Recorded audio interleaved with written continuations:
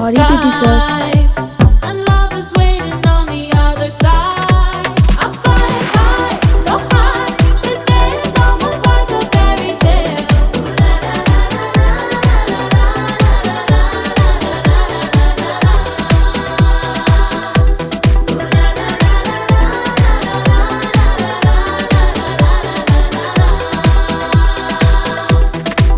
So hold my hand so tight.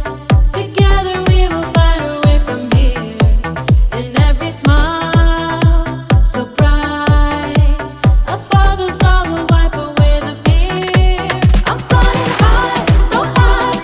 We chase the lost somehow. Your tiny hands are holding on to mine. I'm lost in your sunshine. A child again with joy that's so divine. I'm flying high, so high. This day is almost like a fairy tale.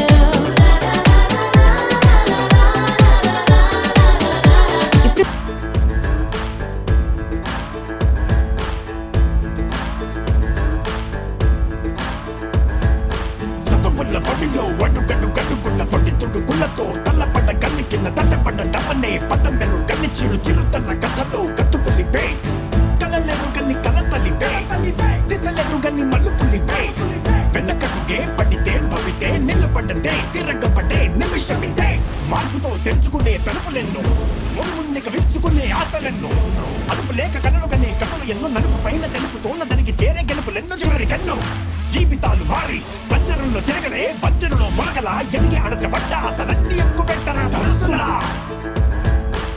చదువే గతిరా పడులే నిధిరా చెబితే వినరా ఉన్నది one life పరిలో పులిలా పెరుగే విడరా ఇప్పుడే పదరా ఉన్నది one life తారలు రాలుతూ నేలకి రావా కన్నుల్లో దాగే ఆశలు కావా బాధలు కూడా బద్దలు కావా ఆడుతూ పాడుతూ సాగుతూ పోవా చదువే గతిరా బడులే నిధిరా చెబితే వినరా ఉన్నది వన్ లైఫ్ బరిలో పులిలా పెరుగే పిడరా ఇప్పుడే పదరా ఉన్నది వన్ లైఫ్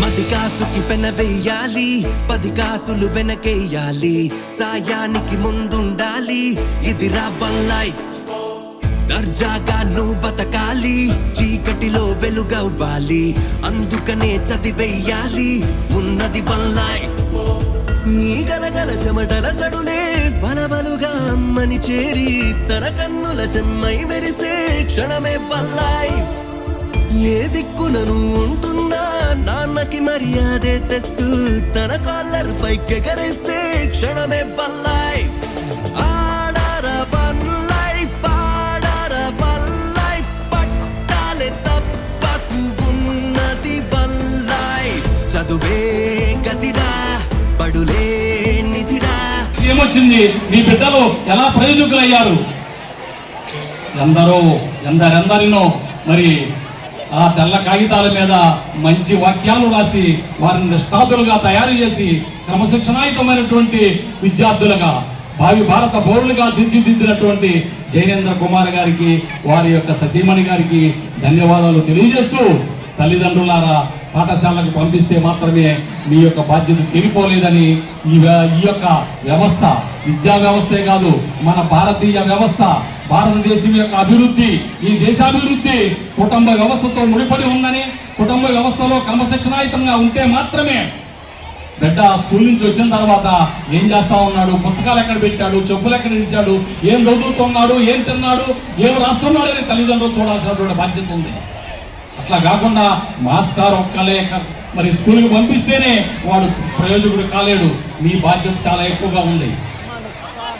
పిల్లల యొక్క మరి భవిష్యత్తు మీద కుటుంబ వ్యవస్థ, తల్లిదండ్రులు, మరి కుటుంబంలో ఉన్నటువంటి పెద్దలందరి బాధ్యత ఉందని మరి వారు మీరు కంటే సరిపోలేదు, మనకు ఒక్కరికి పిల్లలు లేరు, దేశంలో అనేక మంది పిల్లలు ఉన్నారు, పిల్లలందరూ కూడా క్రమశిక్షణగా ఉంటే భారతదేశం ఈ వ్యవస్థ, విద్యా వ్యవస్థ క్రమశిక్షణగా పెరిగితే 10 ఏళ్లలో భారతదేశం ప్రపంచంలోని అగ్రదేశంగా మిగిలిపోతా ఉన్నది.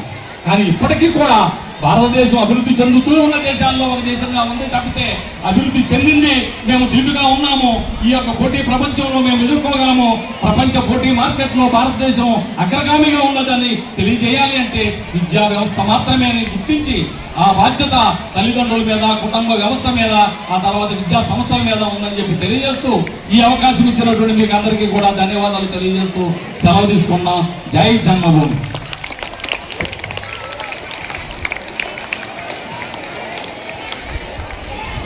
శంకరప్రసాద్ గారు వాతావరణాన్ని ఎంతో ఉత్సాహంగా, ఉత్తేజంగా మార్చారు.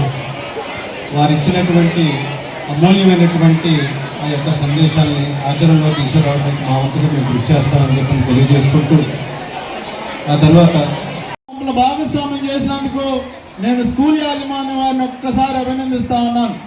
ఎందుకంటే రాబోయేటువంటి రోజుల్లో విద్యా వ్యవస్థలో అనేక మార్పులు రాబోతా ఉన్నాయి.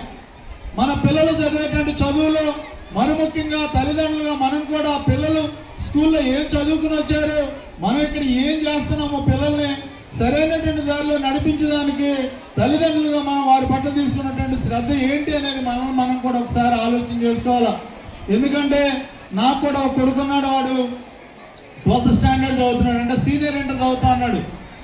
వారికి ఇవాళ 12వ తరగతి వరకు వచ్చినా, 17 సంవత్సరాలు వచ్చినా ఈ రోజు కూడా నన్ను ఫోన్ అడగడం, నేను ఫోన్ ఇవ్వను. అసలు ఎందుకు చెప్తున్నానంటే ఈవేళ మన ముందున్నటువంటి అనేక టెంప్టేషన్స్ లో ప్రధానమైంది ఫోన్ వాడకం. ఈవేళ తల్లిదండ్రులు మన పెట్టే కదా అని వారి మీద ఉన్నటువంటి గారాబంతో పిల్లలకు ఫోన్ ఇచ్చి మనమే పాడు చేస్తా ఉన్నాం.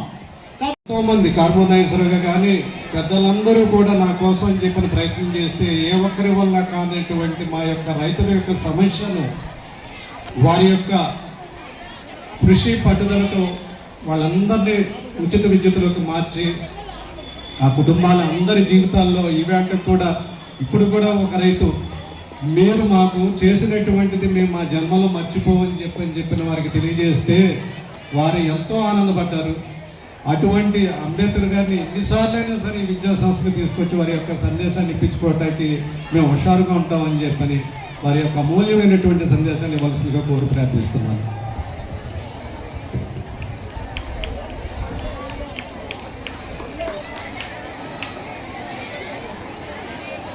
ఈనాటి ఈ విద్యా సంస్థల 43వ వార్షికోత్సవానికి ఇచ్చేసినటువంటి పెద్దలు, వేదికను అలంకరించిన అందరికీ నా నమస్కారాలు. అట్లాగే టీచర్స్ అండ్ స్టాఫ్ ఓరియంటెడ్ అంటే సార్ మేము ఫీజు తీసుకోవట్లేదా అన్నారు. ఫీజు కన్నా వాల్యూస్, విద్యతో పాటు వాల్యూస్ అనేవి ఈరోజు చాలా ముఖ్యం. సార్ చెప్పారు సెల్ ఫోన్ అని. సెల్ ఫోన్తో పాటు మనం 3 Cలు మన జీవితంలో ఈరోజు నిత్యమైపోయినాయి. ఒకటి ఫస్ట్ సి కేబుల్. మన ఇంట్లో కేబుల్ చూడండి, అందరూ అమ్మలక్కలందరూ కూడా కేబుల్ టీవీ ఆగిపోయిందంటే అందరూ ఫోన్లు వచ్చేస్తాయి. అంటే సీరియల్స్ లేదు, అది రావట్లేదు, ఇది రావట్లేదు. 2 కంప్యూటర్ వల్ల చాలా నాలెడ్జ్ ఉంటుంది, కానీ అట్ ద సేమ్ టైం కంప్యూటర్తో ఉండే అనర్థాలు కూడా ఉన్నాయి. And the last and the most dangerous one is cell phone. Cell ఫోన్తో ప్రపంచం అంతా మన దగ్గర ఉంది ఈరోజు, కానీ at the same time cell ఫోన్తో చాలా క్రిమినల్ రేటింగ్ పెరిగింది.